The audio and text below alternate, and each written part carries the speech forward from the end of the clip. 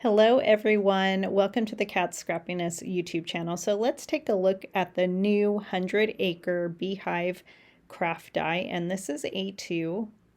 So there it is, the 100 Acre Beehive background craft die, and I love the stitching on this die. It's A2 size. You have the branches, the leaves, the beehive. You get 3 individual bees right there. So I love that you could do different options with coloring this background.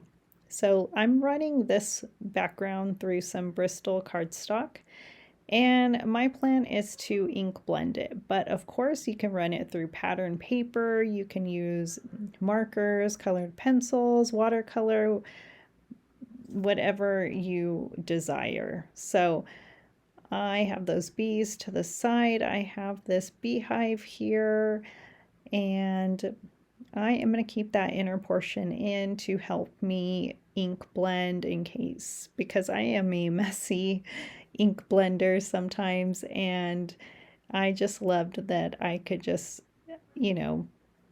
get ink all over the place. So lots of inky fingers here, and it was just so much fun. And so I have my distress ink cubes, so only distress ink, no oxides here. And if you're interested, I will put the inks down below if you want to know what I used.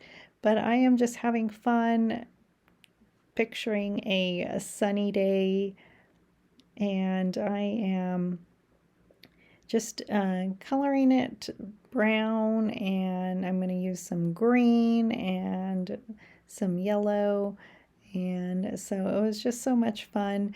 But I hope you check out the other products that go with our 100 Acre Release, because you can add to this background, or you can leave it simple and just add a sentiment. It's just so much fun, and I love how it kind of looks like a Polaroid also. So just however you imagine and want to use this die, I would just do that. It's just so much fun. So I am just finishing up here. I am taking my yellow ink. This is a black detailed blending brush. I also use my glitter brushes, all from Scrappiness.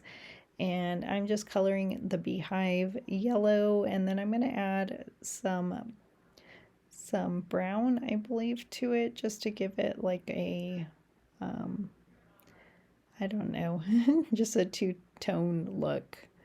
And then I think I will just pop out those inner pieces. And so here it is, and just popping those out. And I love how it came out, and it's so much fun. You could add anything to this background. And next, I am just coloring in the 3 bees, and I'm just using my Copic markers. So Y13, I do have BG10, and then I'm going to use a different kind of alcohol marker for my antenna and for the body. So I am trying to use different alcohol markers lately because I do have some Copics dry. And you can easily just tape your bee so it doesn't move, and they're so quick and easy to color, so it's fine. And I will show you again the new background die, which is the 100 Acre A2 Beehive die here, and it's available at Katscrappiness. So we have a hop tomorrow, so we'll see you tomorrow. Have a great day.